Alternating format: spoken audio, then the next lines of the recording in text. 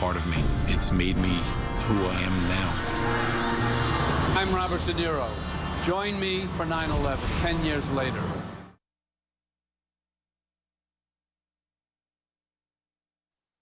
CBS is proud to present 9/11, 10 years later, an historic eyewitness account from inside the World Trade Center. This special presentation is brought to you by State Farm with limited interruption. This intimate portrayal of a life and death struggle for survival contains some strong language. Parental discretion is advised.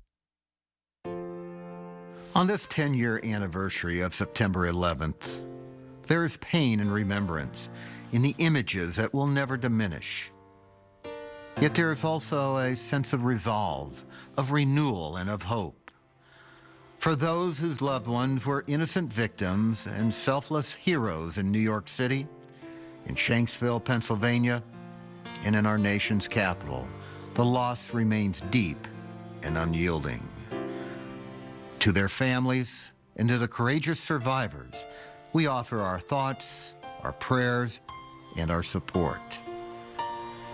We watched in awe as the first responders rushed into harm's way on that day.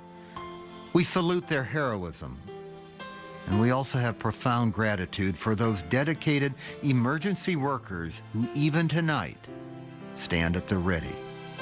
It's in their honor, those past, present, and future first responders, that State Farm brings you this compelling and historic documentary. We hope you're sharing this program with those you hold dear. The next time you see a firefighter, a police officer, a paramedic, or any other first responder, we hope you'll tell them how grateful you are for what they do.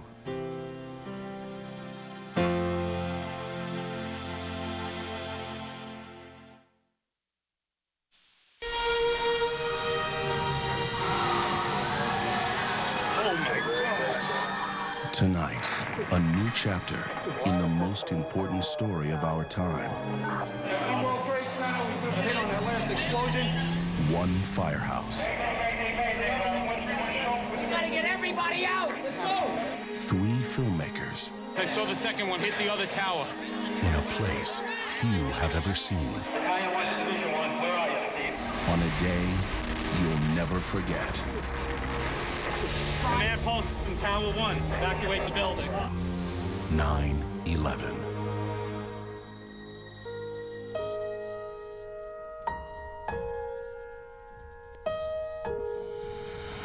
Ten years ago today, September 11th, 2001, our country was rocked to its foundation. Since then, so much has changed for the country, for the world. Here at the World Trade Center, the rebuilding is well underway. The memorial pools honoring the nearly 3,000 victims were dedicated just today. So much has also changed for the heroes who came rushing here to save lives on 9/11. I'm Robert De Niro. When two French brothers and a New York City firefighter set out to make a film about a rookie fireman, they never imagined they'd become eyewitnesses to the defining event of our time. They followed the men of Engine 7 Ladder 1 and captured the only footage inside Tower 1 on that terrible day. That footage remains one of the most important historic records of the tragedy and heroism of 9/11. Understandably, some of the language was rough, but we think you should witness the events of that day as they really happened. We've been talking to these firefighters for almost a decade. We're still in 2 wars overseas. Osama bin Laden has been killed. What these men have to say now about the country and their own lives is profound, emotional, complicated. This is the survivor tree. It made it through the attacks, a symbol of hope, like the gleaming One World Trade Center still rising. But while the men of Engine 7 Ladder 1 also find themselves looking up, they may never be able to stop looking back.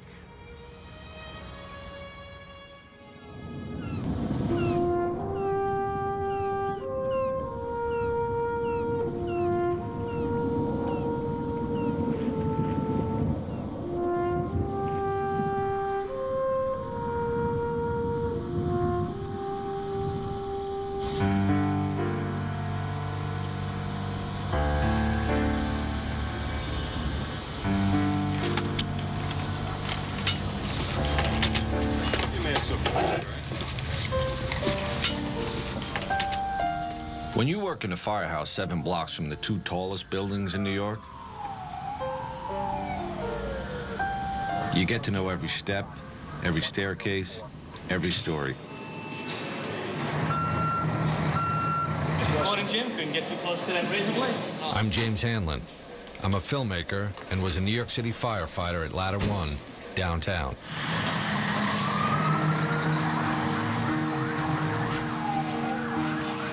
During the summer before 9/11, there were days we'd go to the Trade Center 5 times in a single shift.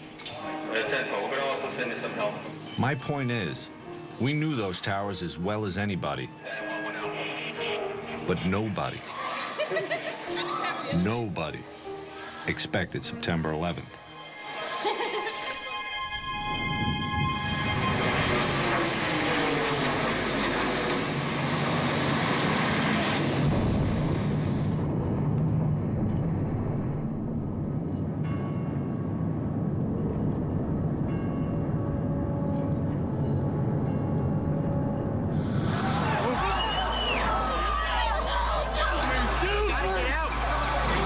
Go to the Trade Center.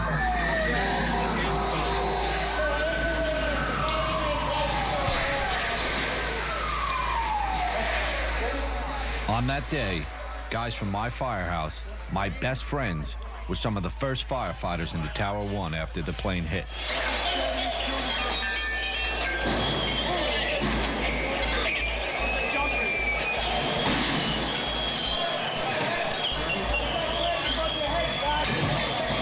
What they did that day, what everyone there did, was remarkable.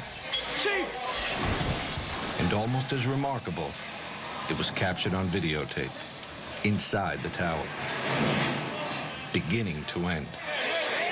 And tonight, you'll see all of it.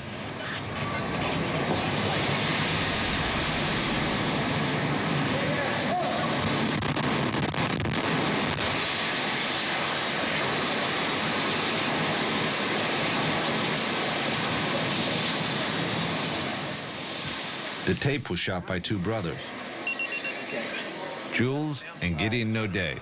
Holy shit. They're documentary filmmakers and old friends of mine. There is always a witness for history, I guess. Or that day we were chosen to be the witness. The strange thing is, the tape, the whole story, it kind of happened by accident. I mean, we didn't mean to make a documentary about 9/11. We wanted to make a documentary about a firefighter. That's how the whole thing got started. 9, 10, 1, 2, 3. More to the point, the plan was to follow a rookie. On the job, we call them probies. The idea was to show how a kid, almost, become a man in 9 months. My name's Paul Denver. John Carroll. Antonios Benetatos. Tony for short. I was a police officer. For a while, I was a pizza man, actually, an Irish pizza man in the Bronx. This is my first job.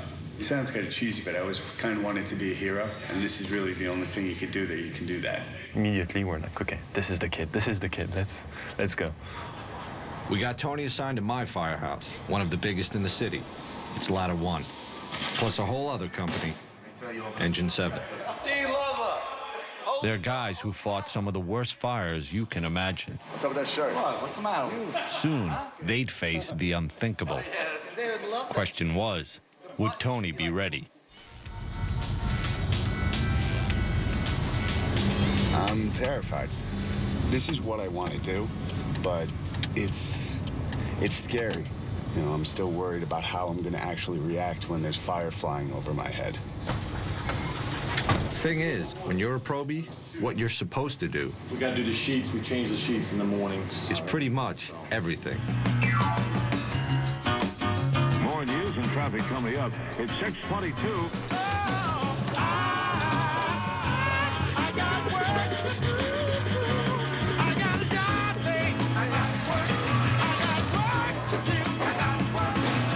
Get all the wheels, then we start up top. and wash the rig down. I think I'm doing decently. You know, I'm still waiting for a fire, that's all. Engine, ladder.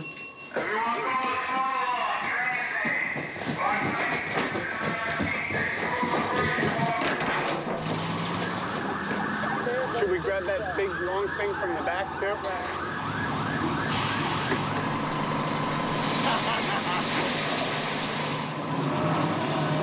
Tony was nervous, of course, terribly nervous. And as the days would pass, Tony, waiting for his first fire, wanted to prove to the other guys, and even more to himself, that he was going to be a real great fireman. We're going to break your chops till you laugh about it. Right. Because that's how we do it. It's all part of learning how to handle people and situations. Now, say you got up there now, got your helmet on, your bunker gear, and you got to get your mask on. How you going to do that without letting go? I don't know. Okay, stop moving, guys. Hot in here, hurry up. Not bad. Payday today, baby. Yes. For 2 weeks, I got $672.25. Oh, you gotta be kidding me. You couldn't even buy a six-pack with that. Holy crap. If I wanted to get rich, I would have become a lawyer. But I wanted something that I'd be able to live with for the rest of my life. This I can live with. A lot of the guys feel that way. You need to get up in the morning and look yourself in the mirror and say you're doing something with your life. Somebody's in there. Hit the door. You do your job, you risk your life to help people. And to be part of a family at the firehouse. How you doing, Jimbo, huh? You doing pretty good? Yeah?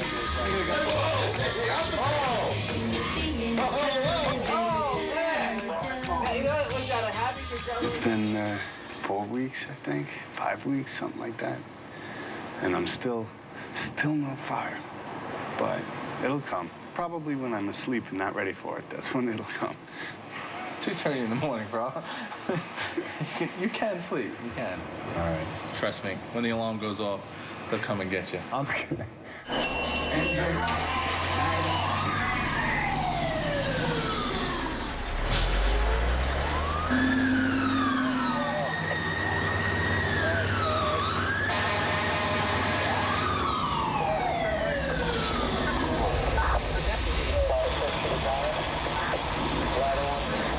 Spray water. They're all like that. It's going to be a fun 20 years. Man, there's fire over here. Here's the fire, see? Stretch a line, put out the stakes. By the end of August, we knew that we had a great cooking show, and there were no fires.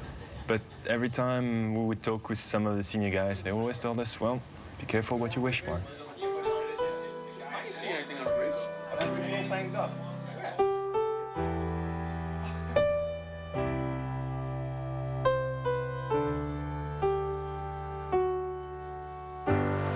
Yesterday, a 27-year-old firefighter, in Staten Island he was stationed, went to a job and he passed away. We'll go to the funeral on Saturday, and what can you say?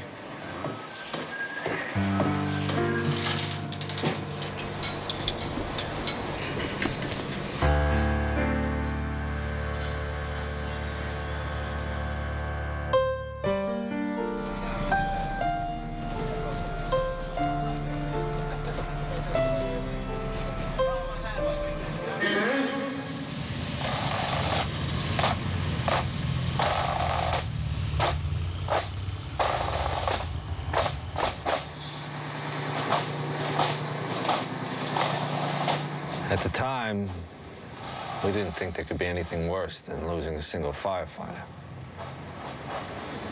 And looking back, we were kind of innocent, especially Tony.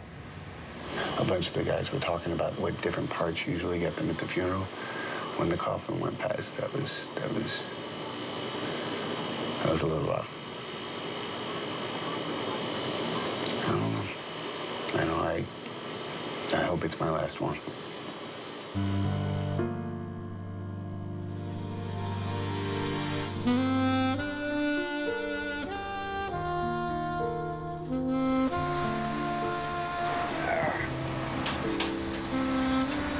So go straight up right now. There's a lot of things going on at all times, you know? You have to be on the top of your game. Right. There's a lot of things to think about, you know? Tunnel vision, focus, really, because that's what's going to keep you alive, and that's what's going to give you the opportunity to help anybody else. Right. Fire or no fire, Tony had learned a lot that summer. Bring him up, get him over the roof, make sure... Sure, he had a ways to go, but we'd teach him. Far as we knew, there was plenty of time. A few days later, Jules cooked a French dinner for the guys. At least he tried to. Decided to cook leg of lamb. I think he cooked one, and we really needed at least 5. Where's Frenchie? A couple more meals like this, we'll be able to share shirts.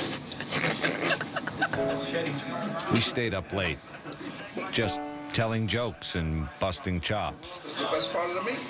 Even though the guys were making fun of us because we didn't cook enough, we were all having a great time. We're getting accepted. It was really a great night. Little did we know. It was the night of September 10th.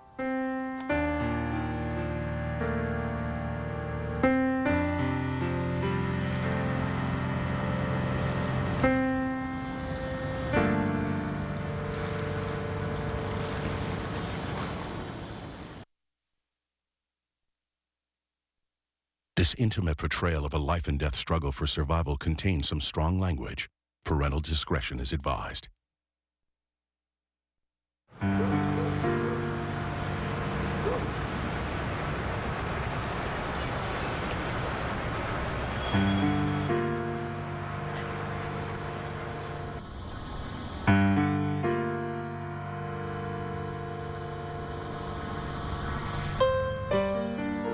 Beautiful day today, sunshine throughout, low humidity, really a splendid September day. The afternoon temperature about 80 degrees, great weather for the primary election. Tonight, clear and cool, low 60 in Midtown. It's begun to sound like some sort of a cliche, but really, September 11th started out like every other day. I was off that day. 13 guys from my firehouse were on. Around 8:30. Engine, ladder. I believe the run came in. Get the run for the gas leak, or an odor of gas in the street, actually, I think it was. It's just Lispinard and Church, odor of gas. Yeah, I don't think anything of it. You get on the rig, you go, you say, all right, it's an odor of gas. Jules was riding with the battalion chief, Joseph Pfeiffer, videotaping. It was just another call, and I'm riding with the battalion chief. We checked the area with meters, and it was kind of routine. It was 8:46 in the morning. That's when this stopped even resembling a normal day.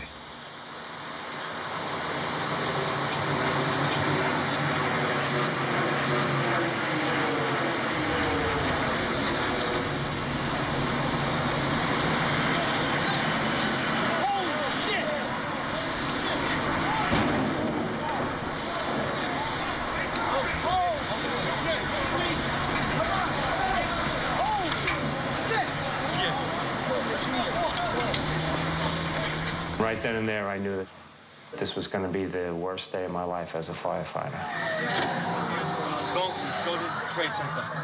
Immediately, I knew this wasn't an accident. Oh, my God. That looked like a direct attack. What? Chief Pfeiffer made the first official report. We have a number of floors on fire. It looked like the plane was aiming towards the building. Transmit a third alarm. We'll have the staging area at Vesey and West Street. Everyone we was passing was looking up. It's like the world just stopped. We are just currently getting a look at the World Trade Center. We have something that has happened here. Flame and an awful lot of smoke from one of the towers. Whatever has occurred has just occurred within minutes, and we are trying to determine exactly what that is. As we swung around in front of the World Trade, my mind tells me, wow, this is bad. What do we do? Like, what do we do for this?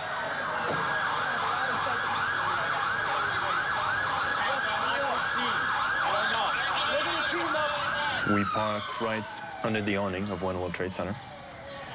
Chief Pfeiffer puts his gear on, and I remember asking him, Chief, can I come in with you? I want to come in with you. And he says, yep. Yeah, you stay with me. Come in with me, never leave my sight. I go in, and I hear screams, and right to my right, there was 2 people on fire, burning. I just didn't want to film that. It was like, no one should see this. Pfeiffer was the first chief into the building. Right away, a guy from the Port Authority told him the damage was somewhere above the 78th floor. But all you had to do was look around. It was obvious. Something had happened right there in the lobby. You just saw that all the windows were blown out. The lobby looked like the plane hit the lobby. Later, they'd figure out that flaming jet fuel had shot straight down the elevator shaft. All of this damage was done already. People was all over the place.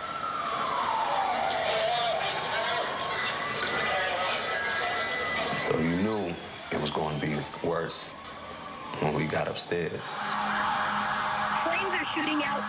Smoke is flying out. I want you to get an engine and team up. Just get an offside line. Talk to 7. I want you to go any higher than 70. What's going on? 78. My main concern was we had 20 floors of people above. And we had to figure out a way to get them out.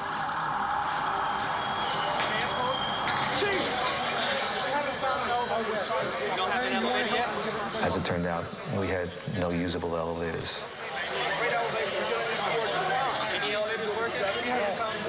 With the elevators out, there was only one way to get up there. Walk. Companies come in. You see them with a concerned look on their face. And they're sent up.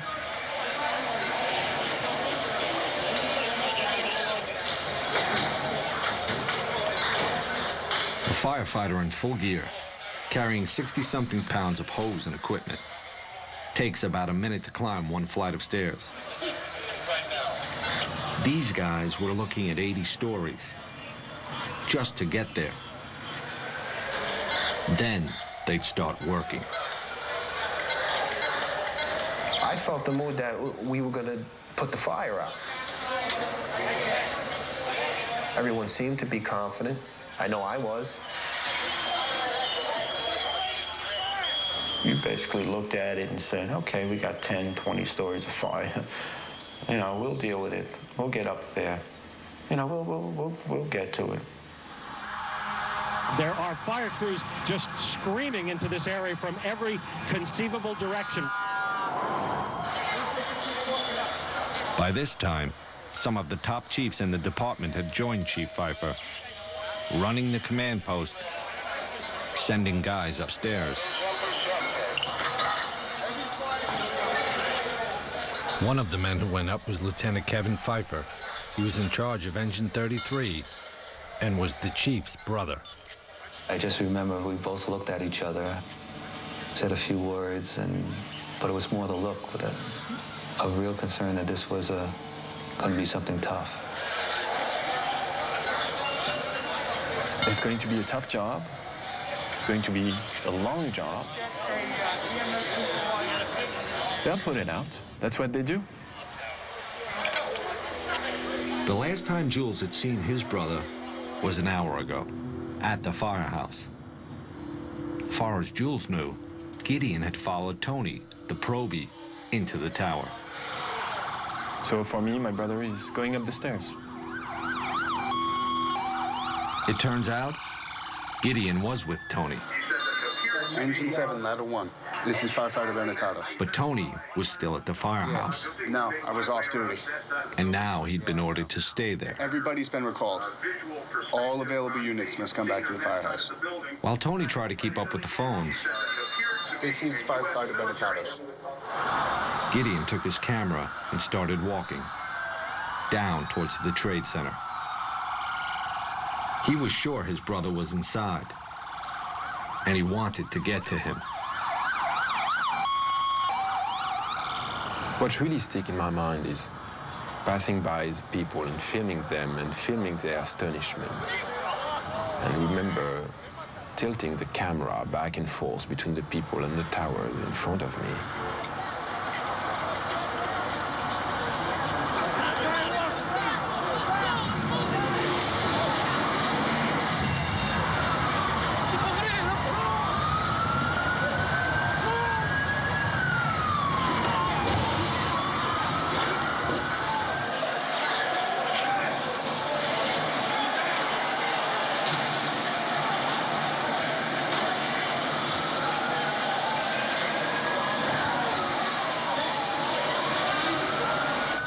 Towers of the World Trade Center have been hit by aircraft. Both are in flames. There is black smoke coming from both of the towers.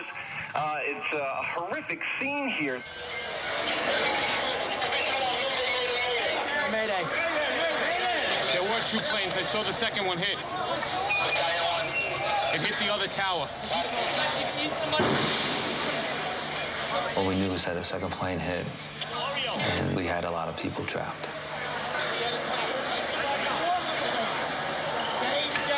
Stay together. You know what's going on. We're just going to have to walk that one way to go. Second plane is fucking.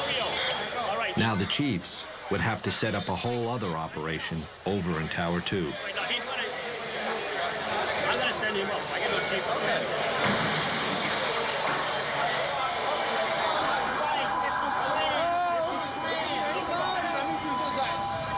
When the second plane hit, that's when you could see fear.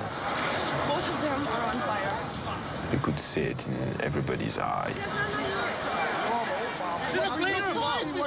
You saw a plane go in? A plane went straight into the building, right there. We are boom in the whole building. What are those people going to do? On the second one?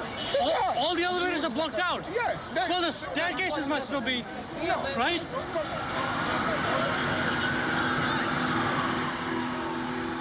Stairs were crowded. People were coming down burnt. Upstairs in Tower 1, the guys from my firehouse were now 10 floors up and climbing. If we did talk, it was to the people coming down, trying to comfort them, tell them it's all right, get out, stay calm. I wound up finding a woman in the C staircase. Her arms were all burnt. She was just sitting there, basically in shock. So I picked her up under her arms, and I put her in with a group of guys, and I asked the group of guys to, take it down. I knew we had to get up to help people. We had to get up there. People pretty much said, why are y'all going up there? Get out.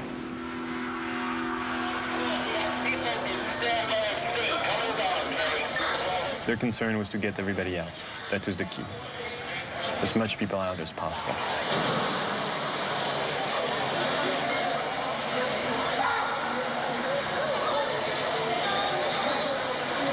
Most of the people in Tower 1 came out on the mezzanine above the lobby. Then they'd get out through another building. All right, I want to use the lobby of 7 as a triage. The Chiefs didn't want anyone going through the lobby doors. First, it was because debris was falling outside. Then, it was people falling. You don't see it, but you know where it is. What's that? And you know that every time you hear that crashing sound, it's a life which is extinguished. It's It's not something you could get used to. And the sound was so loud.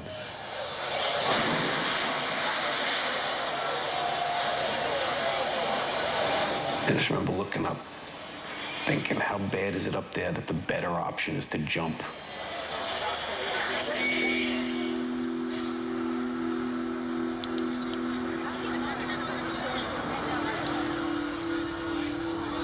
The FBI is now investigating reports of a plane hijacking before these crashes we're telling you about at the World Trade Center towers this morning. Pieces of the building and the planes actually landed blocks away. Gideon was walking with his camera when he found a chunk of the plane engine that had crashed completely through Tower 2. Don't be kicking stuff over here. This is evidence. No, you don't kick it. All right, just get out of the area. Just go. This is evidence. You're kicking stuff. What's the matter with you? That was as close as Gideon would get to the Trade Center, without a firefighter anyway. So I decided that the smartest thing to do was to slowly walk back to the firehouse and find a way to go to Jules. We're just getting word now. One of the two planes was hijacked after takeoff from Boston. This is two airplanes have crashed into the World Trade Center in an apparent terrorist attack on our country. We now have reports of a fire at the Pentagon. A fire at the Pentagon being reported this morning. I was just saying that the officials are calling this an act of terrorism. They're saying that's clearly what it is, clearly not an accident. Arriving back at the firehouse, and Tony is still alone, and he has no clue of what to do. The Pentagon's on fucking fire? War. This is war. And just by listening to him, freaking out and swearing and behaving like I've never seen him behaving, Tony was expressing what we all felt. I can't believe the fucking Pentagon. Somebody has balls. Tony just wanted to go there.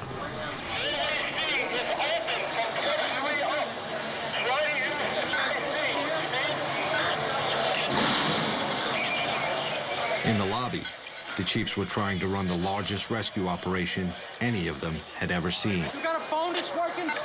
I think the entire world knew more than we did. Everybody had seen the attacks.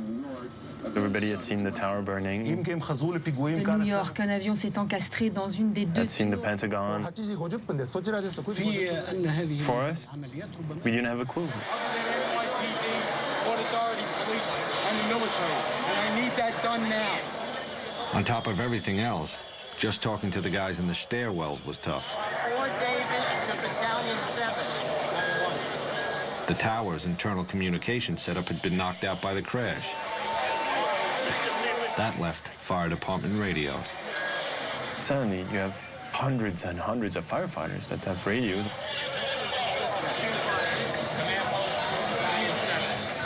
It seems to become more and more difficult. Is there anyone in this car?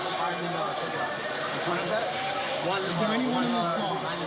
You had one guy from the WTC who was trying frantically to reach anyone on the elevators.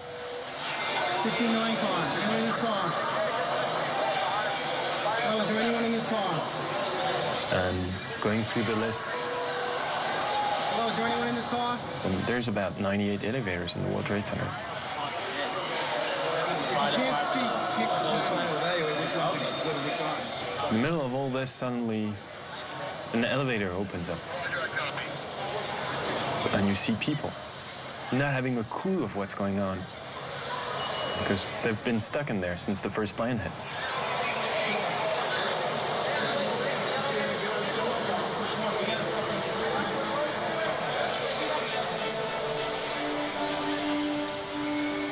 I was seeing the look on the firefighters.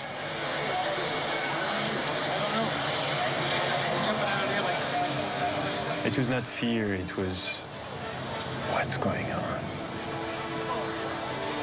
Disbelief. That made me panic a little bit. That made me panic.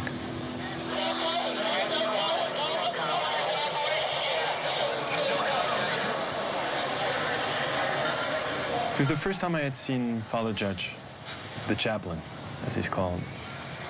He was in the lobby with us, and I could tell that he was praying.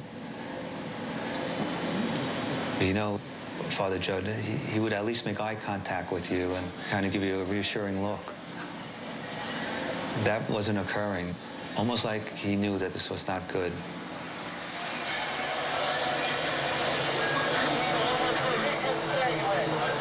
This is a dangerous way to go out.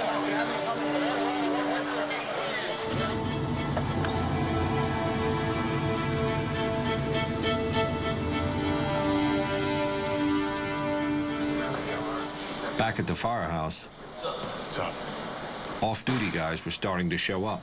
You know, we're just waiting right now. What's that? We're just waiting right now. Tony was, he just had one thing in his mind. This is bad. To go there, and he couldn't. Swift alarms right away. And that's when Chief Burns arrived. I need a cup of coffee. Larry Burns joined the fire department in 1957. He retired in 1998, a battalion chief. I couldn't wait. I had to get down there. Because you know what? They're my firefighters. It's my building. It's my city. Leave your gear all together, get a flashlight, and a bottle of water. Okay. I remember Tony asking me to bring him some gloves, medical gloves. Grab a box of gloves. Go grab a box of gloves. And by the time I found them and rushed back, they were gone. The probie and the retired chief were lost in the crowd, headed down to the Trade Center. I think at that point, the lobby was pretty empty. There was just a few of us in the lobby, and we were discussing tactics. This is Tower 1. This is Tower 1. Put a big 1 here. Some of the outlying companies didn't know what Tower 1 was and Tower 2. So we were just trying to help them out by writing it on the desk to make it obvious to people. It was just before 10 o'clock. A little over an hour since the first plane hit. Firefighters from all over the city were inside those towers. Hundreds of them. I remember I'm filming Chief Pfeiffer, and he's on the radio.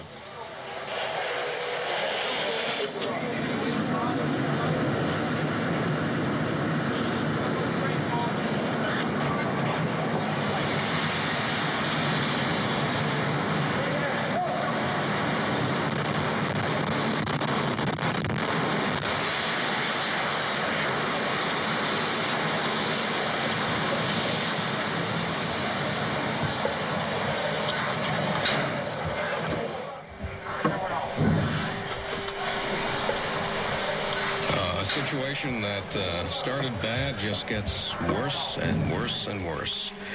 The World Trade Center, South Tower, which was hit by a plane and racked by an explosion approximately an hour ago, has totally collapsed. What happened?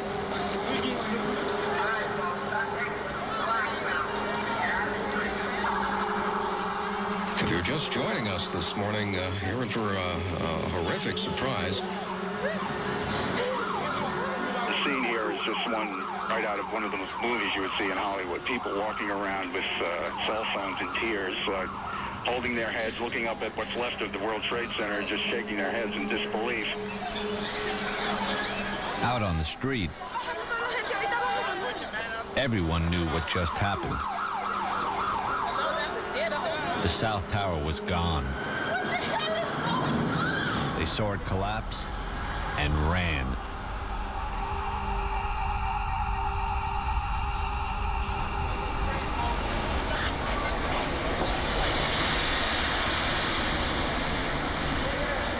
I waited. Time slowed down and everything became pitch black. Everybody all right?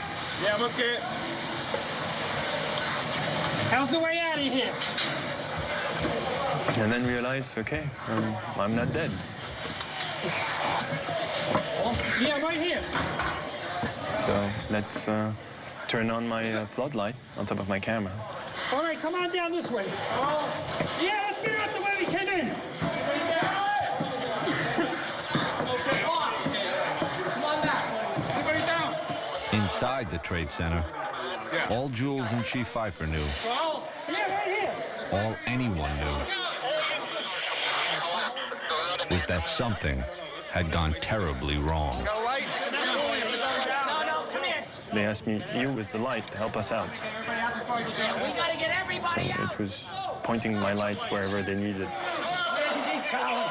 Right here. Where's Chief Cowan?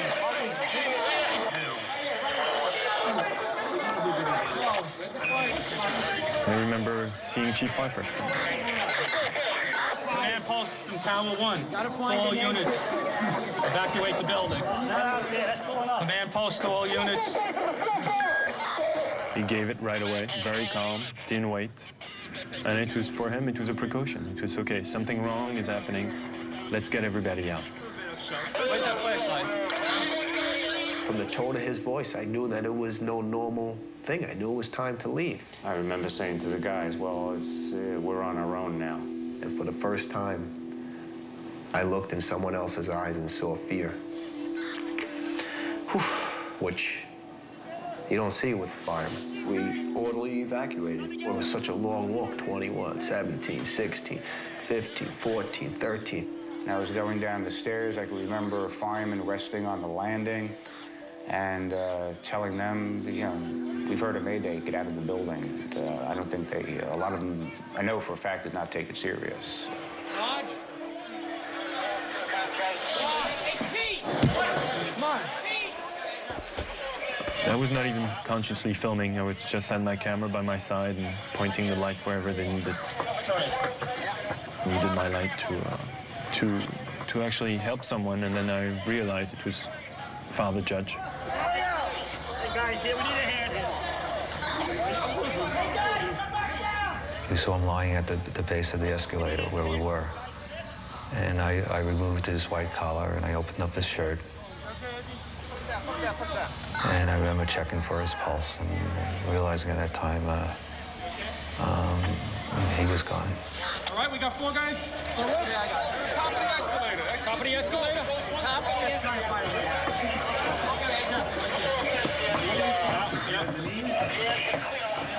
After that, we had to figure out how to get out of where we were.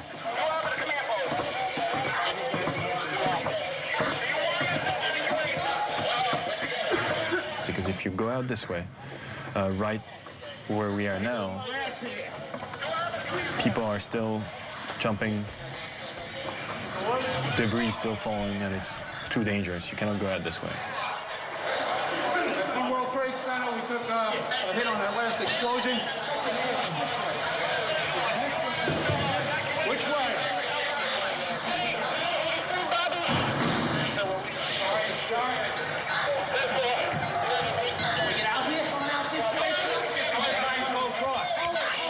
Chief Pfeiffer tells the people carrying Father Judge, okay, stay here.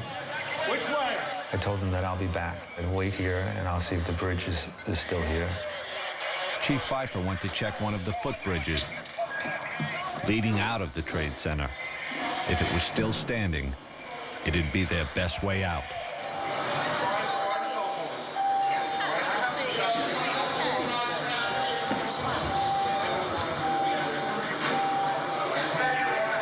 Did you hear what happened with the other tower? See the tower collapse? The top or the whole thing? Looks like the whole thing. We'll head down together. Without And now I wonder for the first time if Jules is still alive. I never thought about it before. Honey, it's a terrible, terrible day. I'm sure they're happy. I realized that Jules could be dead at that very moment. I had to find Jules. Gideon hitched a ride with 3 off-duty firemen, determined to get to the Trade Center the only way they could, in a pickup truck.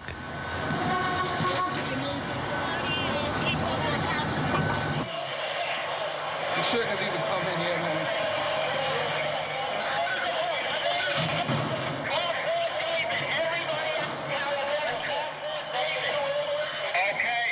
Battalion 1 to Division 1. We walk and we walk and we walk. And there are maydays being given, and we start to figure out, okay, it's much be worse than we think, because you cannot have that many maydays and all that dust and that noise.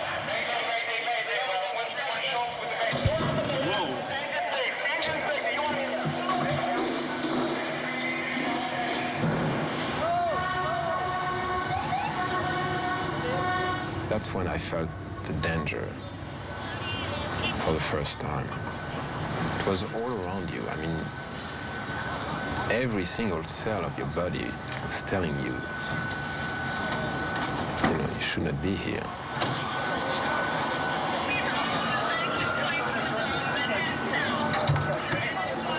The scenery was radically different. I mean, it was this white powder everywhere. Take your soldier's mask. Get masked, we get an extra soldier, and I want to go in. Just a few people here and there. And this kind of silence.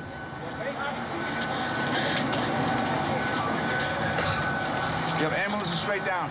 Of course, there's no word on casualties. You have ambulances straight down. But suffice to say, the loss of life presumably profound. Ambulance straight down. Ambulance straight down. Hoorah! Of course, at this point, everyone's concern is just getting north, getting away from the World Trade Center, as well as finding out where their families are. The South Tower of the World Trade Center just minutes ago collapsed to the ground. Only one tower is standing at this point. I have a direct line of sight to what is left of the World Trade Center. The fire continues to burn. I can see the flames through the thick smoke.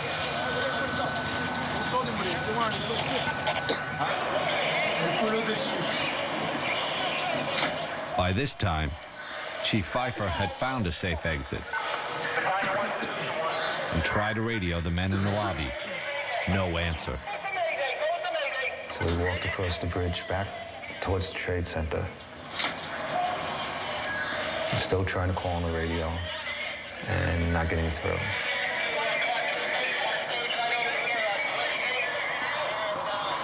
The guys that we had left there, they're not there anymore. They had already gone out another way, carrying the body of Father Michael Judge down the street to St. Peter's Church. They laid his body on the altar.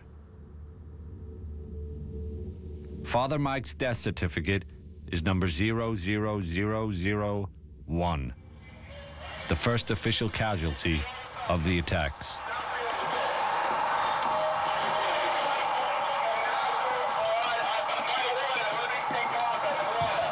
The chief, his aide Eddie Fahey, and Jules walked outside, underneath the footbridge they just crossed, and into a scene that none of them could even comprehend. And there's debris everywhere. There's dust covering the entire place. And we look, and the tower's here. So we say, okay, probably it was something else. The tower is nice, it's standing. The other one, we can't see it, but it's probably just, on the other side, and no one tells us. We have no clue.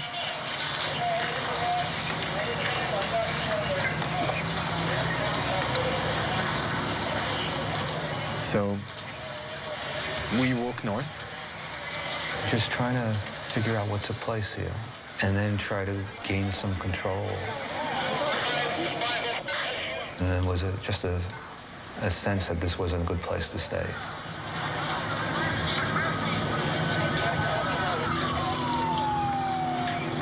Chief Pfeiffer's priority was to set up a new command post and find his men. Right now, they were coming down the stairs. At some point, I started to run. I don't even know if I was touching stairs on my way down. When I got about to 3 or 2, is when I started to think of my family, So I got to get out of here. When we reached the lobby, I joked about it. I said the command post was abandoned. The board was set up and nobody was there. I said, oh, this is not a good sign.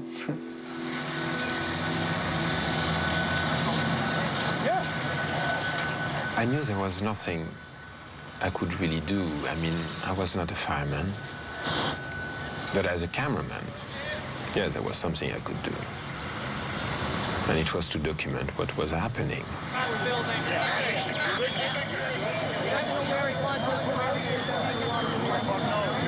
Strange enough, the only thing that was my preoccupation was to clean my lens.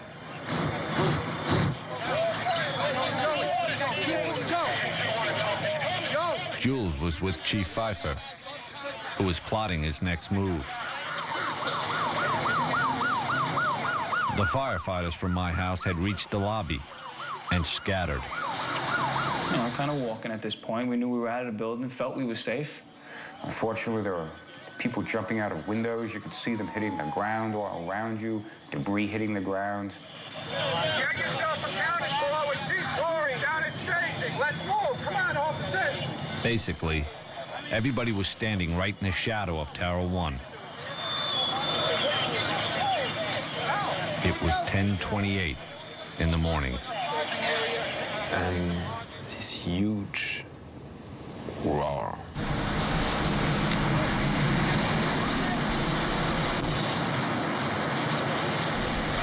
And I don't even have time to think at that point. I just run.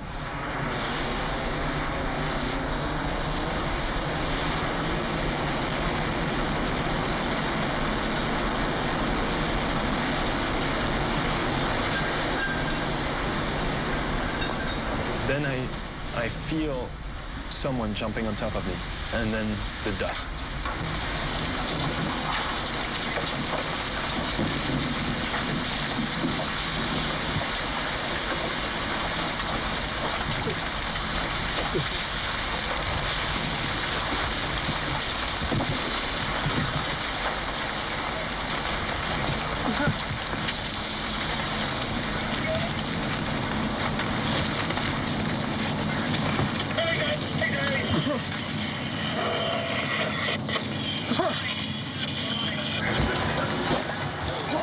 At that point, I realized that I was going to die. We need help! And the only thing I could think about was Jules. And I remember telling myself that if I would survive that, I would be a better brother.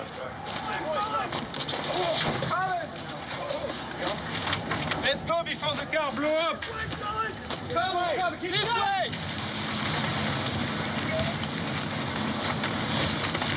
And it's dead silence. It's nothing. No radio calls, no sound, nothing.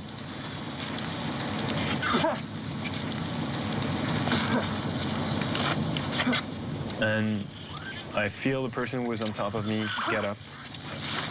Get out of here. You with me? Yeah. And I recognize it's Chief Pfeiffer's voice. And I just realized it's just, you know, it jumped on top of me to protect me from all this.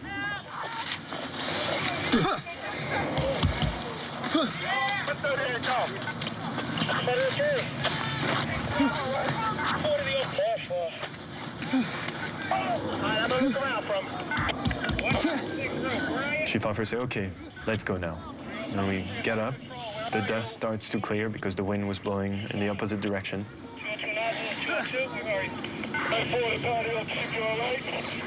After that, it was just trying to literally walk around the block and regroup and walk back to the scene and see what we could do.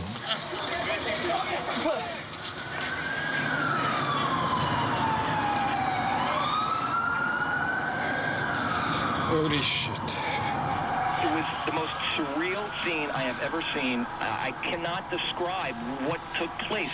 It is a scene just not to be believed. The smoke's still billowing. What we do have is a lockdown. You can't get in, you can't get out, you can't go up, you can't go down. I see that I'm still in the middle of the street, and I see there is a little deli. It seems to be open in the corner. Yeah, we're getting on too now. Oh, okay. Come on, guys. I was wondering my girl. A lot of people injured. Firefighters, bloody nose, things like that.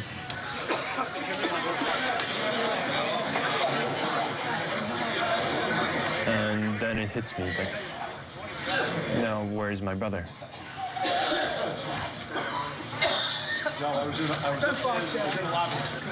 Go back here. I start realizing that I've probably lost my brother.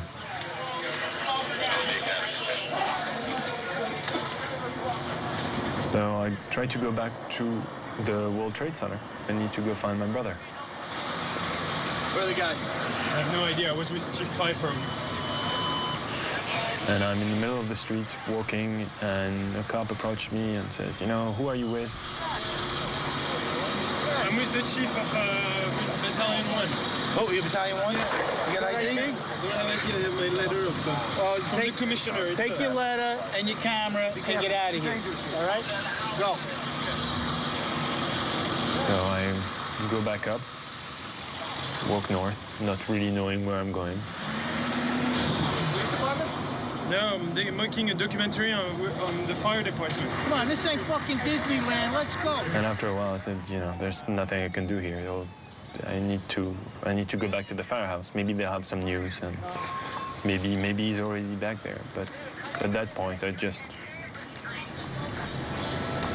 think he's dead. And it becomes too overwhelming.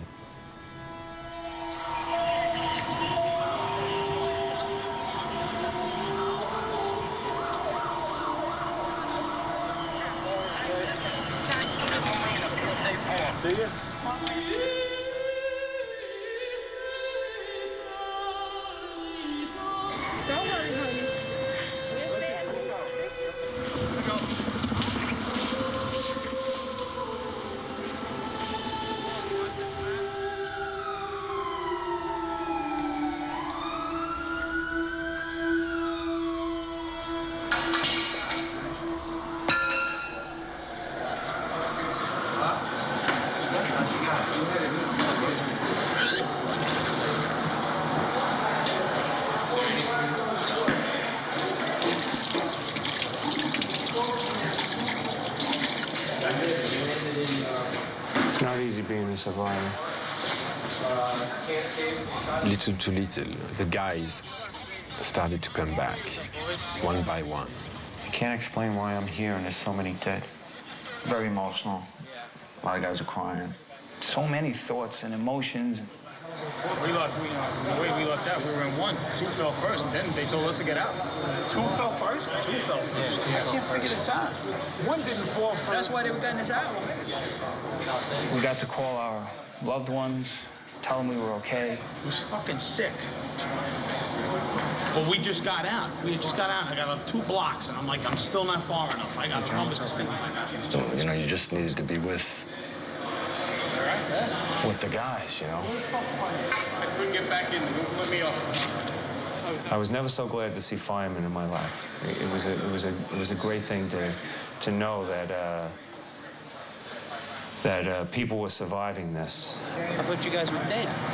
Not the only one. I thought I was dead. That truck lost that truck. That was the scariest thing when I came out. It's like, oh my God, am I glad to see you. We were the lucky ones. I don't think it's luck. I mean, it's a miracle that we're here. Miracle isn't a word you hear much from firefighters, especially not on that day. But what else could you call it? One guy after another was making it back, safe. Down here looking. I got thrown into 2 ambulances. We bolted, we ran. I can't believe we all made it out. How did we make it out of that building? 30 seconds. Another 2 flights higher. One guy from the firehouse came to me, and I asked him, you know, have you seen Jules? I mean, do you know where he is? And he looked at me and he said, yes, he's behind you. And I turned over, and Jules was there in the firehouse. I didn't even see him coming in. And it was like meeting for the first time.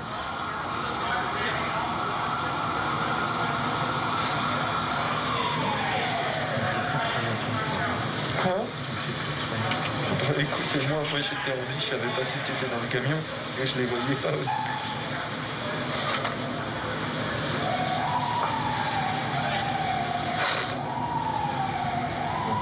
I asked Jules if he's all right. He tells me yes. He tells me that he was all that time in the lobby. I tell him, I know now what it's like to think you're going to die. And then I tell him, I got the first plane and I filmed, and do you have enough tape? Unbelievable. Unbelievable. Good to see you. All right, you okay? Yeah. Yeah, close? Under. Yeah, okay, No good. gas. All right, I'm good, all right. And it definitely was a miracle, you know? Fuck, man. We're worried about you guys. You don't know what happened to you guys. Oh, God. Everybody's all right? Everybody's accounted for? Right here. Is that everybody? Right here. Everybody's accounted for? Everybody come back one by one at the firehouse, except one. Did you see Tony over there, Benetados? Tony. Yeah, that's what I heard. Here we were, all accounted for, except for Tony. Everybody was wondering about Tony.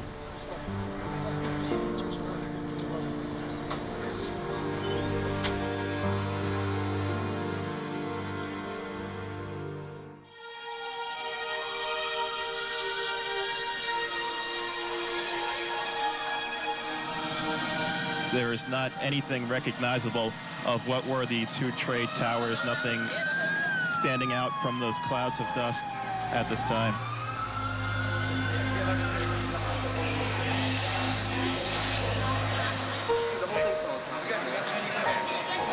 You guys were in the building? Yeah.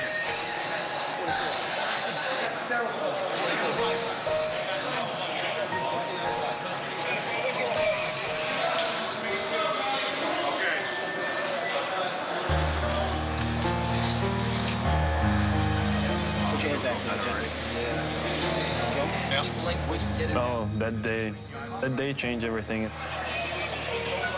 think I got fibers in there. You got fibers in there. When I came back that day to the firehouse, one firefighter came to me and he said, you know, yesterday you had one brother. Today you have 50.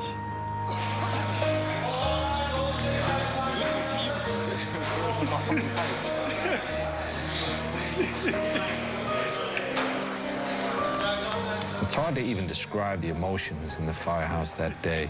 And it was just like, you heard the ground rumble, and it was just fucking debris was just chasing you. We were running, hauling ass. I mean, fucking. On one hand, you're celebrating. Very frightful day, man. Very happy to be here. Somehow the guys from our house, they got out. Come in the engine. We lost so much in that 2-hour period. How you doing, all right? And we felt like we got the hell kicked out of us. Shot, I don't know what to do, man. Go back down there or what? Fucking get shot.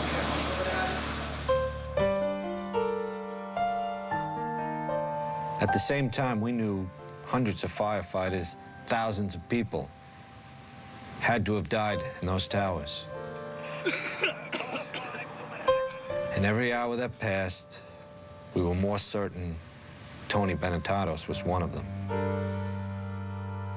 Hey guys, Deputy Chief Hill called. 1st Division, he doesn't want anybody else down here right now. But the truth is, the guys had to go back, had to start digging for survivors. I had to go back and find the kid.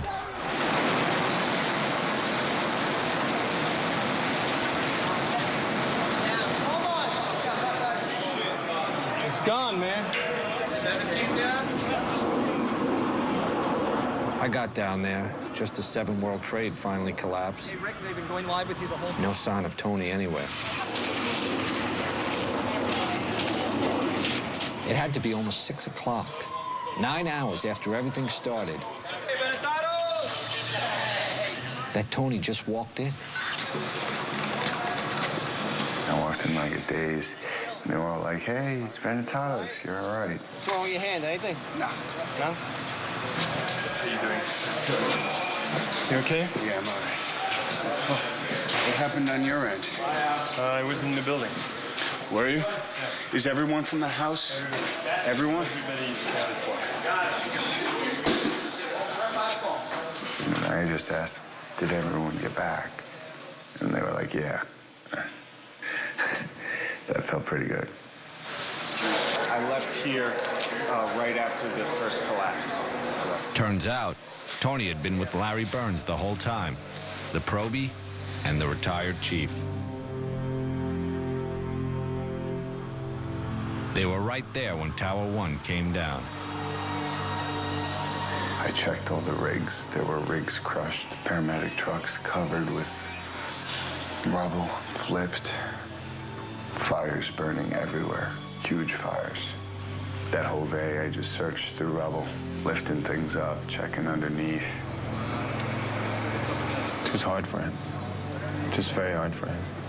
He's only been a firefighter for, a couple of months.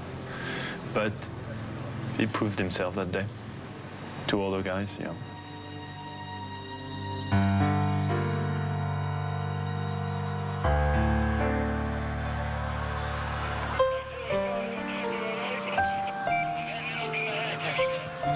There was so much that we didn't know about that first day. Who had attacked us, how, why. All we knew is that nothing would ever be the same. Just a short while ago, Mayor Giuliani held a news conference saying it's important not to lash out in anger because of the attacks on the World Trade Center. You all right? Yeah, I'm all right. And one of the things that sticks with me more than everything I saw is I sat down next to Ted. He looked real bad. I said, Tony, man, it was raining bodies. The roof of the Marriott, we were on the roof of the Marriott. There was parts all over the fucking place. Legs, feet. It was nasty. The man had been through hell. Good evening. Today, our fellow citizens, our way of life, our very freedom came under attack in a series of deliberate and deadly terrorist acts. It's a very depressed, dismal, miserable mood. Secretaries, businessmen and women, military. Hundreds of your firemen, thousands of civilians are gone. As quickly as you blow out a match, they're gone. Flip a switch, they're gone. That's it. This buildings came down. Gone.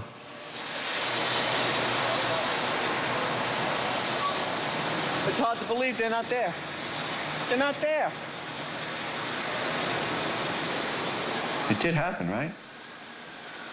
It's not something that I'm going to close my eyes and open them again and I'm going to see the tower, right? It's not there.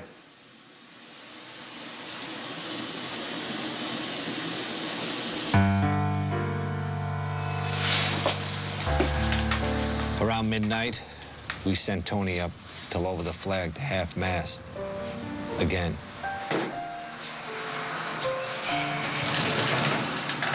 There's going to be a lot of pain to deal with in the future.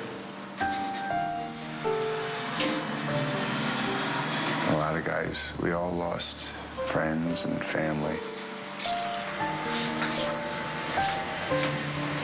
I don't want to ever have to put that thing at half-mast again for the rest of my career. That's it.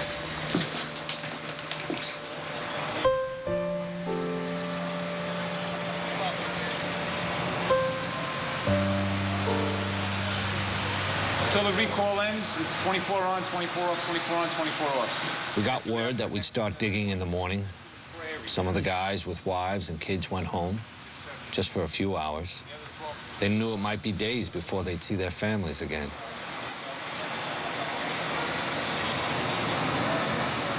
My son was sleeping. I picked him up, and I put him in my bed, and I wanted him to be with me. And normally, I would take him out of my bed and put him in his own bed, but this night was the opposite. He didn't mind that. He actually had a big smile on his face, and it was wonderful to see that smile again. Probably the best entrance I ever made to a place. And the kids came out, and we just kind of all cried in one big hug. And it was, we just cried.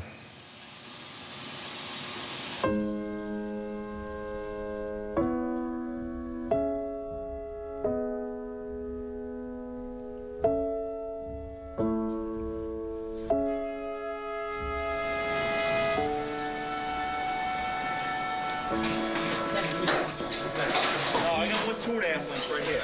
Take a couple more guys down here. We'll start ball line. Hey, just gonna climb up there. Keep the 3.5 in the middle so we can... Came back to the firehouse the next day. I couldn't wait to get back, actually, because I wanted to get down there. I figured, well, we're gonna have plenty of people that are gonna be trapped, for sure. We're gonna get them out. We have to, we always do. We're all alive. That's more than we could have possibly hoped for. So our job now is to go and do whatever needs to be done. And do it as much and as hard as we can for as long as they'll let us. Some of the guys took a city bus down to what the media was already calling Ground Zero. You guys got extra surgical gloves. You guys didn't put them in your pockets. Some firemen called it the pile. For us, it was still the Trade Center, even if it was gone. Hey, guys, if you hear 3 horns, that means something might be coming down. So keep your eyes open when you're walking around down there.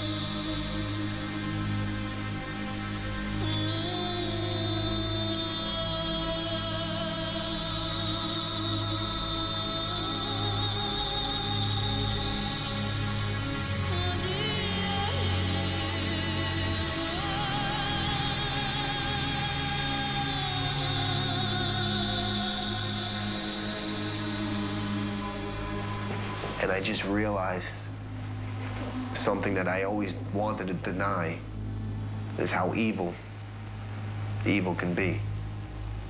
I need 5 firefighters, 19 and 12. And we went down there and formed up companies, 5 men and an officer. We went to work right away, trying to look for survivors. Try to get some buckets back here. Buckets! Guys were digging fast, passing those buckets quick. Digging frantically. Bucket! Bucket! Hey, watch your back, guys.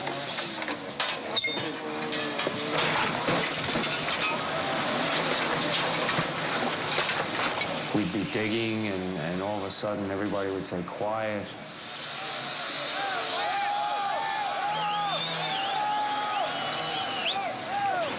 And the whole place would get quiet, and people would look.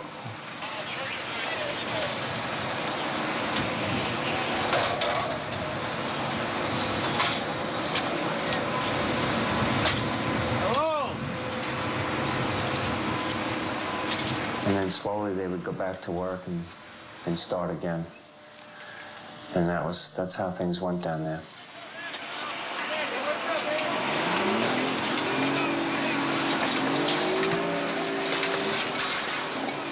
We'd clear what we could by hand. Then the iron workers would come in, cut the steel beams, and lift them out. Then we'd just start digging again.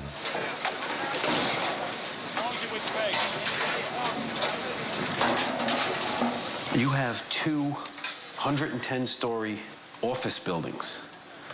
You don't find a desk. You don't find a chair. You don't find a telephone, a computer.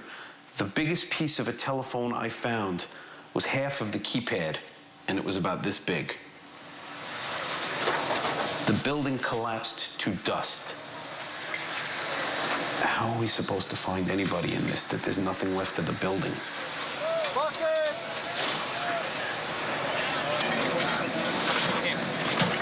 We found a body. It was a girl. She was dead. She was definitely dead. All her clothes had been burned off her. She looked to be pregnant. Some people thought maybe she was just bloated, but I don't think so. She was encased in rubble. And we had her about halfway uncovered. We had getting the body bag ready, and then they told us to run. And we ran. So I never got to see if they got her out. But would have felt good saying, all right, at least I got one person out. One family will be able to have a decent funeral.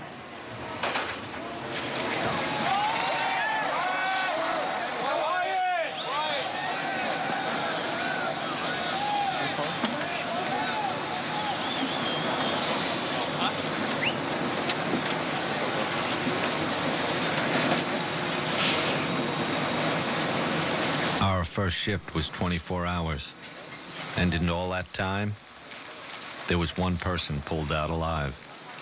One. It was beyond discouraging. It was even hard to understand.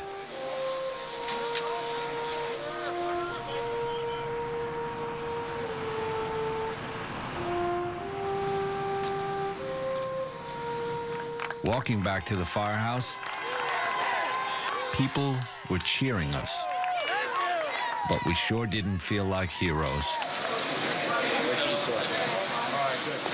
Every day, total strangers were showing up with supplies. Somebody said that you could still use towels, so that's the end of the towels. Thank you very much. Okay. I know it's early in the operation here, but I just wanted to thank everyone for all the hard work that they've been doing. How we're here, only God knows. But again, guys, thank you so much. I really, you have no idea how much love I Check the lockers, bro. Check the lockers. All the lockers. Take whatever. Listen, we tried to keep hope.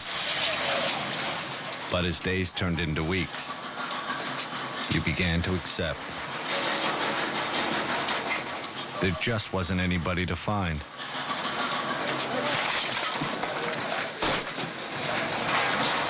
Hey, Chief. Yes, sir. We had another body over here. Day after day, it pushed guys to their limit, maybe past it. A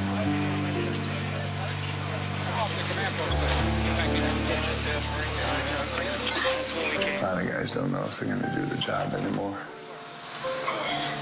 I know it's either this or the Army now. And I like saving lives. I don't like taking them. But after what I saw, if my country decides to send me to go kill, I'll do it now. Every night, the fire department would put out a list of firefighters confirmed dead. And every night, that list got longer. It is with regret that the department announces the deaths of the following members. Battalion Chief John P. Williamson. Firefighter William Henry. Firefighter Eric T. Allen. Firefighter Manuel Mojica. Firefighter We lost so many people that everybody has lost dear friends, and not just one or two, but dozens.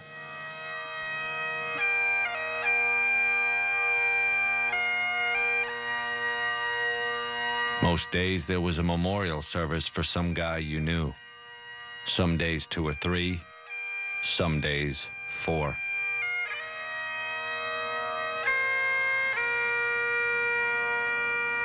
One of those services was for Kevin Pfeiffer, the chief's brother. He was last seen in the stairs of Tower 1, directing guys to the fastest way out of the building. I would say that Chief Pfeiffer's brother saved my life. Saved a lot of lives. And I remember walking down West Street and just remembering saying, you know, how much my brother and I used to love being downtown and doing this job. And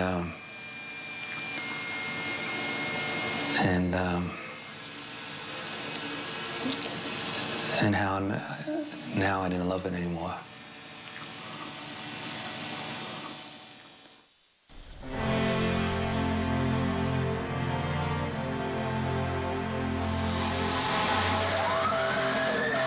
Eventually, we started going on runs again. Feels good, though. And trying our best to love the job again. But things will never be the way they were.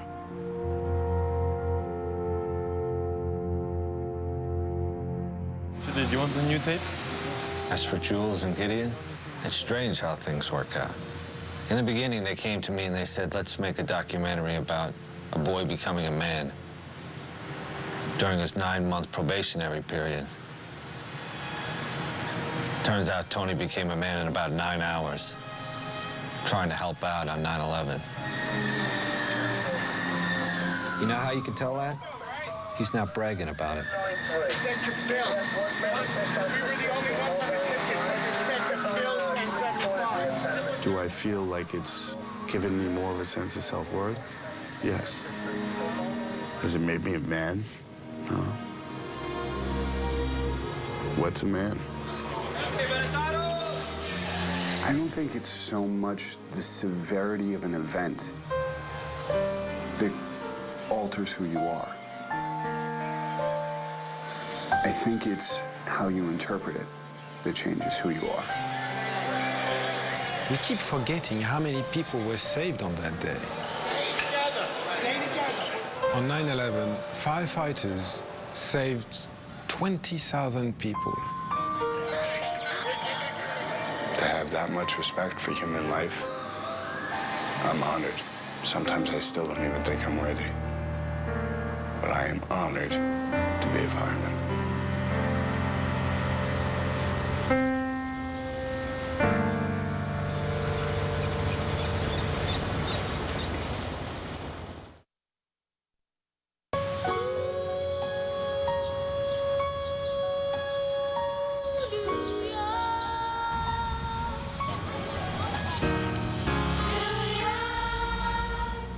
Concrete jungle where dreams are made of. There's nothing you can't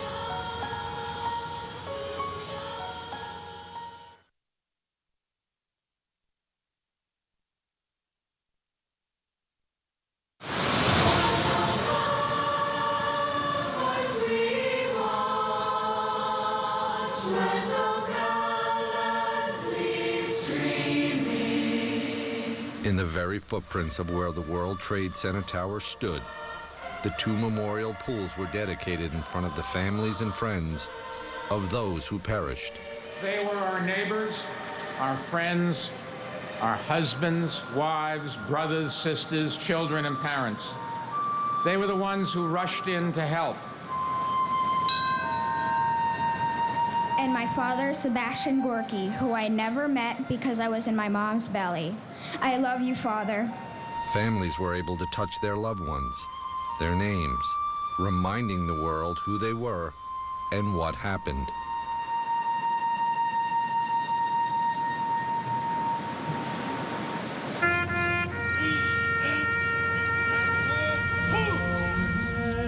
Although words cannot ease the pain of these losses, paying tribute by recalling not just the horror of that day, but the heroism as well, can hopefully give you some comfort and stiffen the resolve of this nation.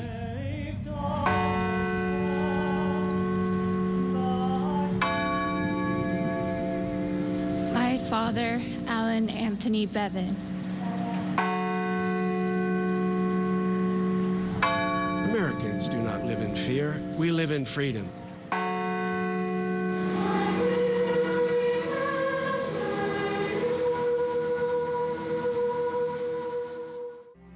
We're inside the National 9/11 Memorial Museum, near the pools dedicated today. The museum is still under construction. It opens to the public September 11, 2012. You're looking at one of the most massive exhibits, 2 soaring steel tridents, both about 80 feet high, both weighing about 60 tons. These pillars were part of the facade of Tower 1, salvaged from the wreckage at Ground Zero. The museum will chronicle the events of that awful day, but also what led up to it. The hope is to lay the groundwork for a post-9/11 world without terrorism. Preserving the memories, honoring the fallen, just might help ease the burden for some of the survivors. 10 years later, it's a burden the men of Engine 7 Ladder 1 know all too well.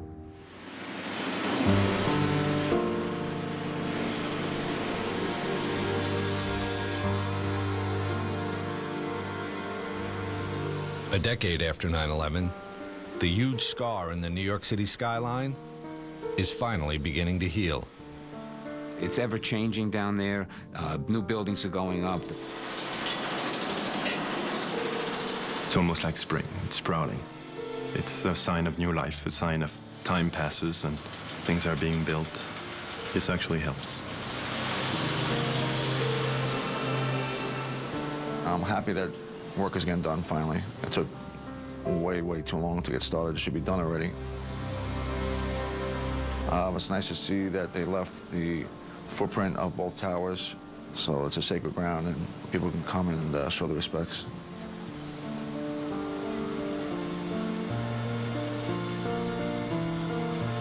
We're going to build a building that's 1,776 feet in height to show the rest of the world. We may be down for a couple days, but we're not out, and we'll never be out. The men of Engine 7 Ladder 1 have shown the same resilience. We're moving on. We have productive lives and loving families. I cherish my granddaughter, my children, my wife. But we've learned to live with a hard truth. 9/11 changed us.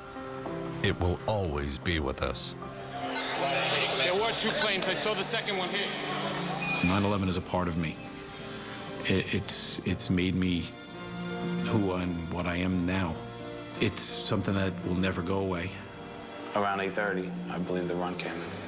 Every day, there is a thought in my head from that day. If I left the building 2 minutes later, after they told me to leave, I may not be here right now. You know, to say time heals all wounds, I don't think it is. In this tragedy. 9/11 was just yesterday to me.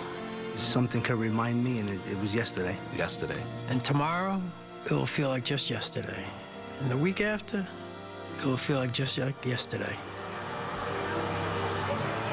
Because the images are burnt into my brain, the tragedies, the senselessness of it, It's just overwhelming for me.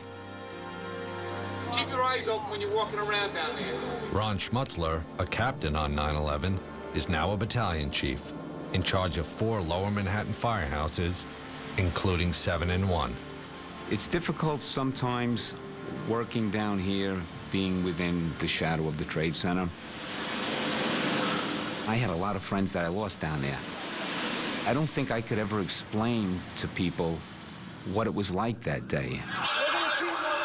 5 months after the attacks, Captain Dennis Tardio, the man who led his men up into the North Tower, retired after 23 years of service. She's the princess. In retirement, I'm fortunate enough to have a grandchild now, a 2-year-old little girl, Shayna. Why am I lucky enough to see her? Oh, what a big girl. When 3,000 children from this tragedy are parentless. Jamal Braithwaite transferred to a Bronx firehouse shortly after 9/11. He rarely talks about that day. I didn't do enough because I survived and other people died, so they must have did a great job or something like that. So I always felt that I didn't do enough. You shouldn't have even come in here, man. For guys like Ed Fahey, who left the fire department in 2008, the wounds are still raw.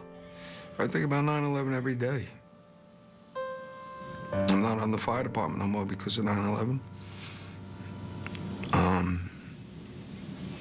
Not married no more because of 9/11. Everything. Everything. I look at the clock every day. Either I see 343, the amount of firemen that died. I see 9/11. I could look at a license plate in front of me at a traffic light, and I'll match up numbers that match 343. I kid you not. So every day.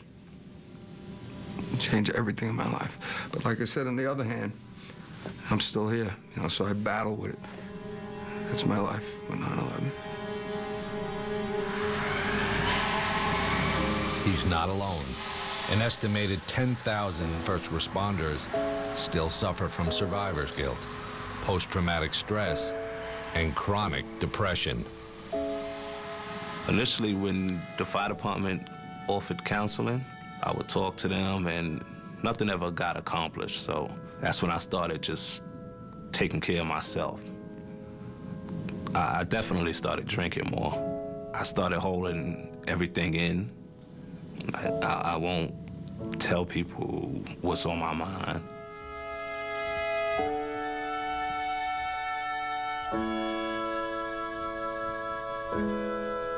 I personally knew about 100 of these guys. That's a lot of friends to lose in one day. I started going to counseling right away in 2001. It was only because of the horrific things that I saw and that my brain could not process. I mean, I saw people jumping from very high heights. Hold on 1 second, please. I'm gonna die, aren't I? No. I'm gonna die. Live. I'm gonna die. We're gonna take positive. And I saw people holding hands, jumping.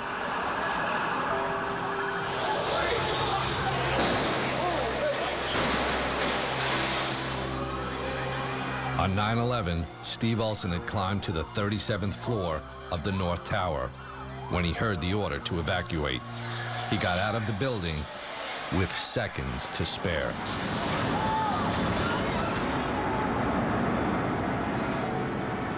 The sleepless nights, the night sweat, I wake up in the middle of the night, in a panic, and my wife's got to grab me and tell me I'm home and I'm safe.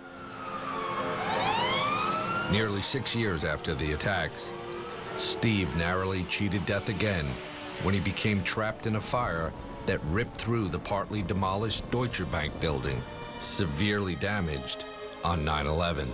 And 2 firefighters were killed there.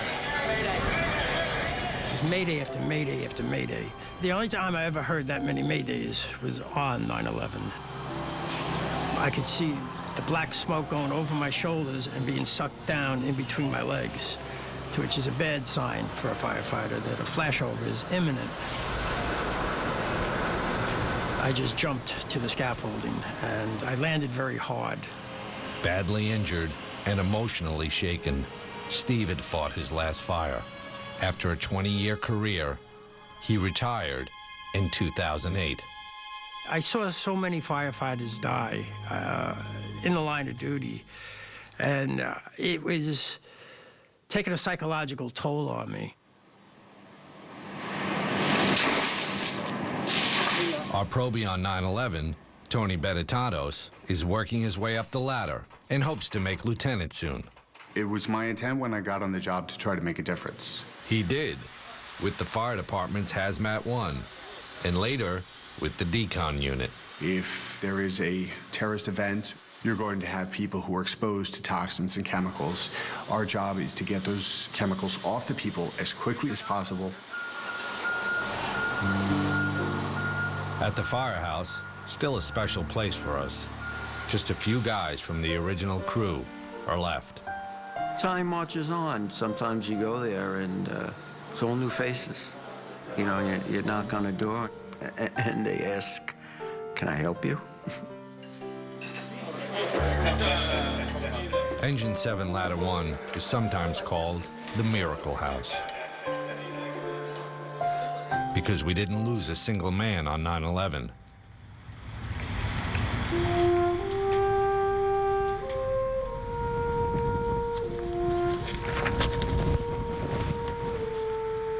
Last winter, it all changed.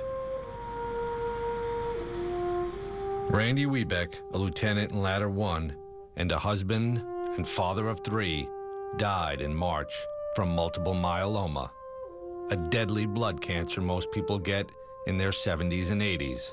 Randy was just 54. When he got diagnosed, I couldn't believe it. Randy was like the biggest, strongest guy I knew. And I just didn't think anything could touch him. He was like my hero, and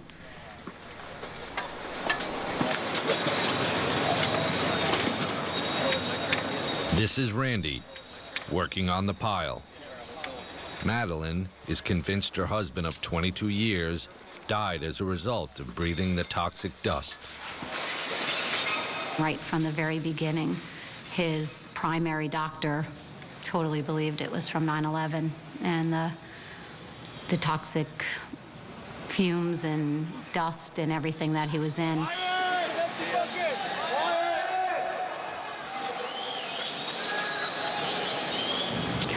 I mean, our time in the hospital, we got closer than ever. And I would just lay my heart on his heart, which is what I would always do, and just tell him how much I loved him. Knee down! Hey, salute!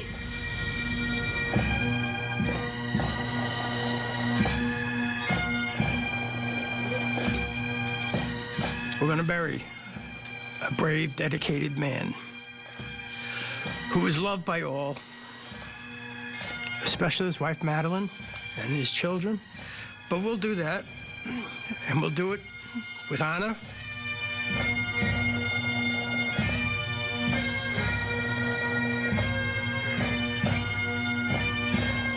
Even if you had told him, if you go down there, this is going to happen to you, he would have went down there.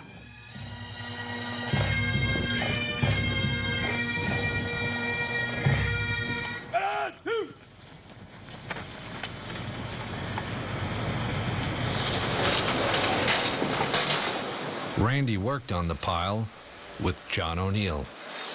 After 20 years on the job, I retired in 2004, and I moved down south.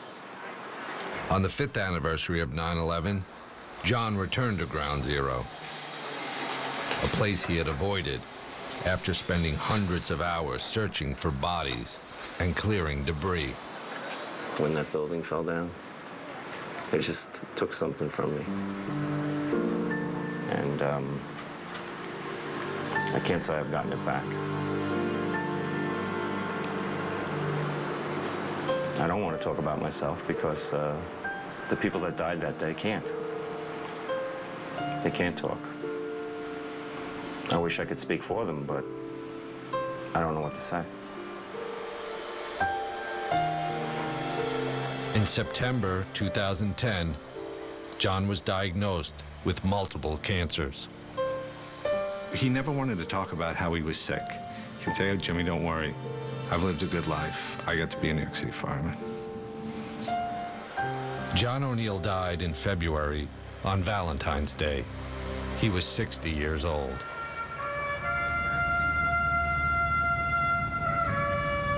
We said our final goodbyes to John aboard the new fireboat 343, named to honor the men lost on 9/11. John O'Neill, he helped you out a lot. He taught you a lot. A great guy. That's all I could say about John. Ready, two. The sad and untimely deaths of John and Randy, and so many others, have made it all too clear. First responders who raced to save thousands of lives 10 years ago now need help themselves. We're losing guys left and right every week, you know, because I'm back to going to funerals again every week, 10 years later. We all share a growing fear that a gathering storm of disease will kill thousands more. My outlook on life is, to be honest, it's short term. I have the I'm going to be dead soon anyway attitude.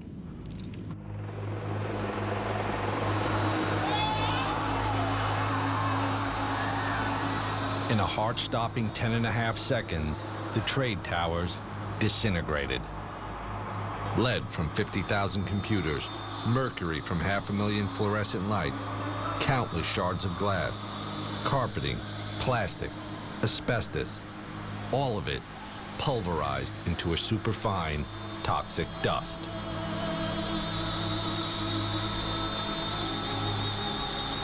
Couldn't see anything. It looked like nighttime, and we were choking. You couldn't breathe. It felt like the end of the world.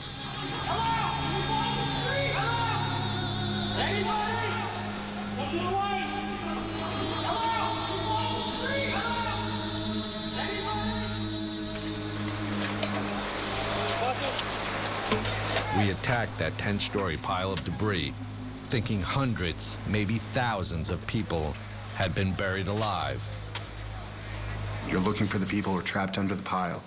You're not really thinking about, well, what is this smoke that I'm breathing in going to do to me? There'd be different color smokes coming up, purple and green and blue, and you had no idea what was burning down below. We're dealing with an exposure to hundreds, if not thousands, of different toxins from the Trade Center, all ground up and mushed in together. However it could get on us or in us, it did.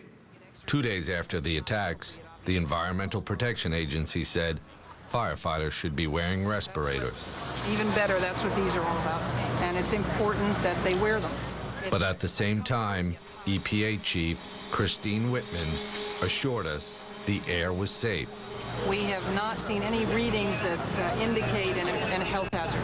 Everybody's safe at this point.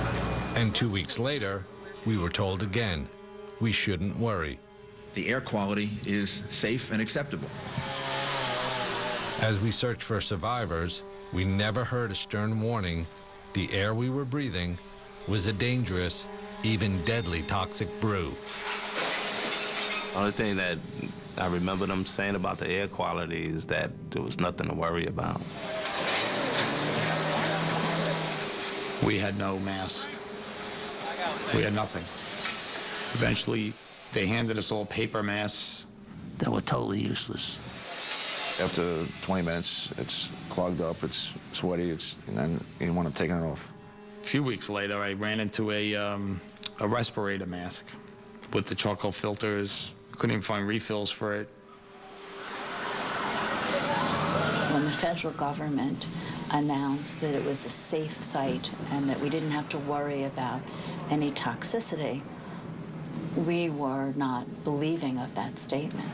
Okay. The message we've always tried to stay on target with is that there are a great number of unknowns.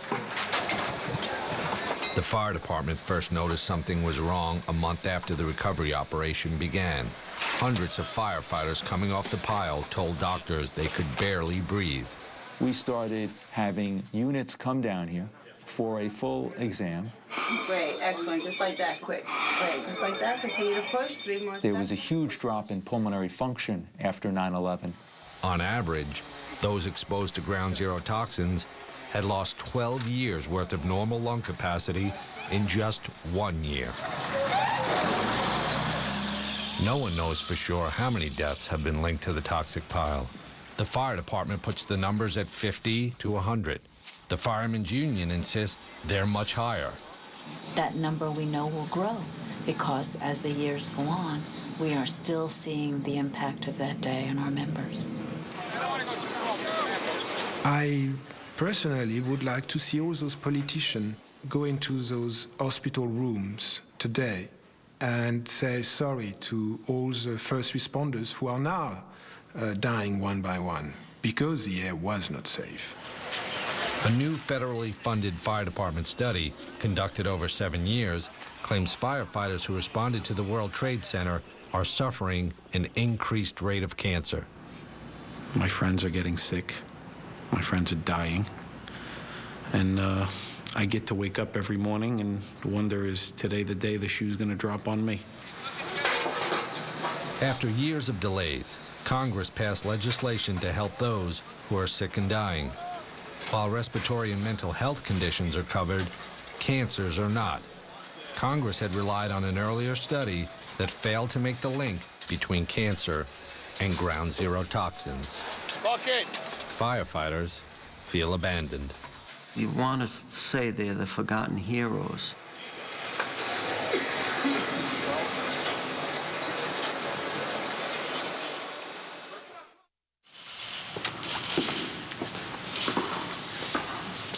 Good evening. Tonight, I can report to the American people and to the world that the United States has conducted an operation that killed Osama bin Laden, the leader of Al-Qaeda. I'm so happy that they finally, I know it's crazy to sound as mean, but somebody like that is just a maniac. He would just kill you, innocent people. His death did provide closure because he was the one that initiated all these plans against us, and we could say, well, we pay back. We finally got you.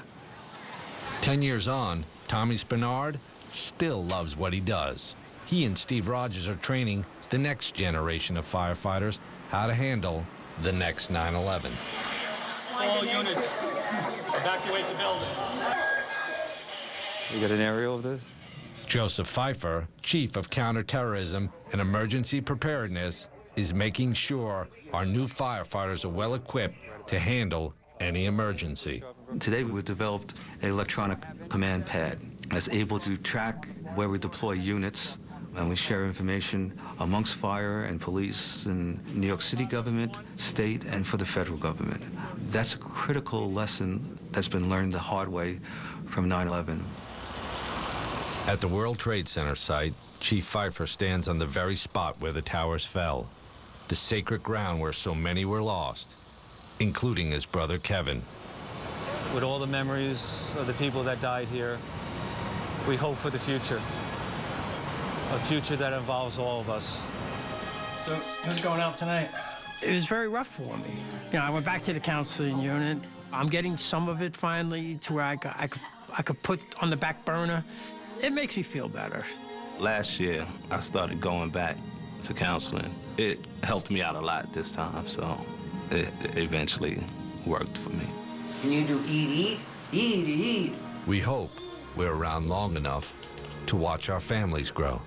The things I cherish most now is family. Eventually to get this out of my mind, somehow, come to terms with it, and see my kids have a great, happy life. Well, I am now a married man. My wife's name is Jessica. My daughter's name is Alexandra. I love her more than anything in this life. I have two amazing kids, which are absolutely the joy of my life. And me, I'm an uncle now, and I love it. In 2007, I retired from the New York City Fire Department. I always loved being a fireman. I'll always consider myself a fireman till the day I die. As we move forward, We hope the world will remember what firefighters did that day. What they do every day.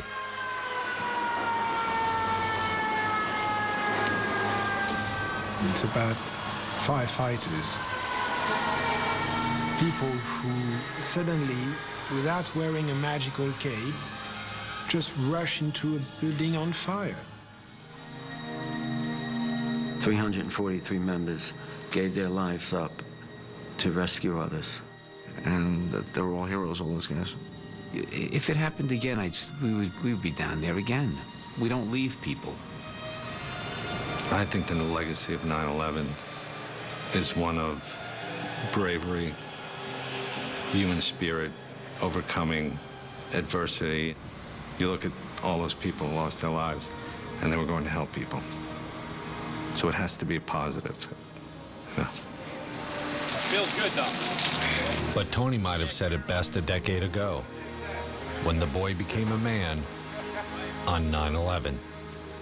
The legacy of the Trade Center should not be the death. It should be to show humanity's resiliency. The legacy of the Trade Center should be life and humanity.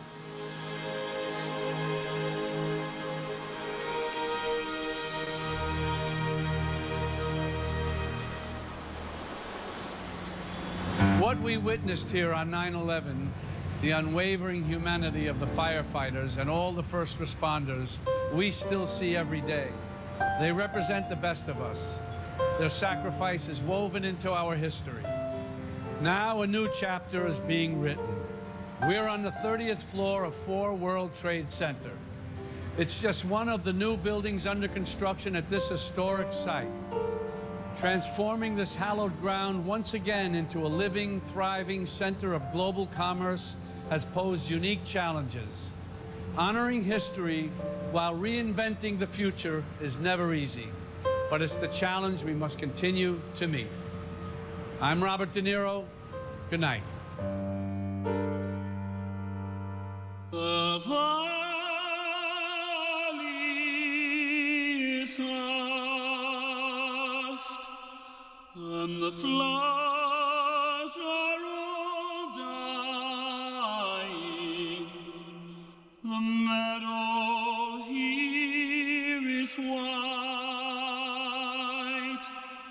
with the winter snow.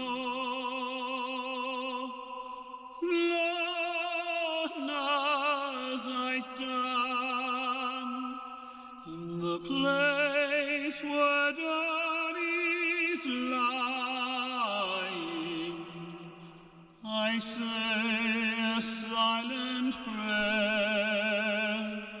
Somehow I know He hears me there. So soft I fret above him, so now he sleeps in peace. He hears Danny's voice no more. Oh, Danny boy, the pipes are calling from glen to glen and down the mountainside. The summer's gone and all the flowers are dying. 'Tis you must go and I must bide. But come you back when summer's in the meadow, or when the valley's hushed and white with snow. 'tis I'll be here in sunshine or in shadow. Oh, Danny boy, oh, Danny boy, I love you so. And when you come, and all the flowers are dying, and I am dead, as dead I well may be,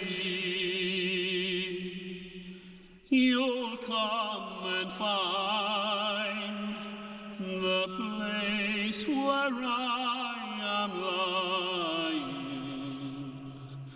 and kneel and say an Ave there for me, and I will hear the soft you thread above me, and on my grave will warmer, sweeter be. For you will bend and tell me that you love me, and I shall sleep in peace until you come to. A scholarship fund has been set up to support the families of all New York City firefighters. Your donation can help shape a future.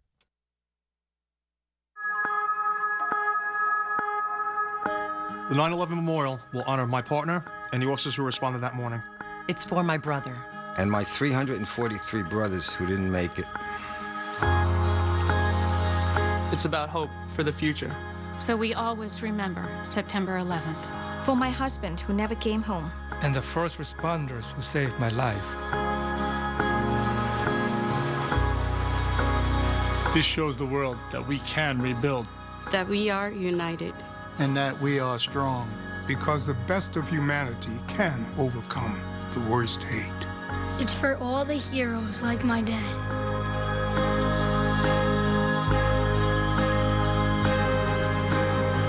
This year, the National September 11th Memorial opens in New York City. Join us to honor, remember, and reunite.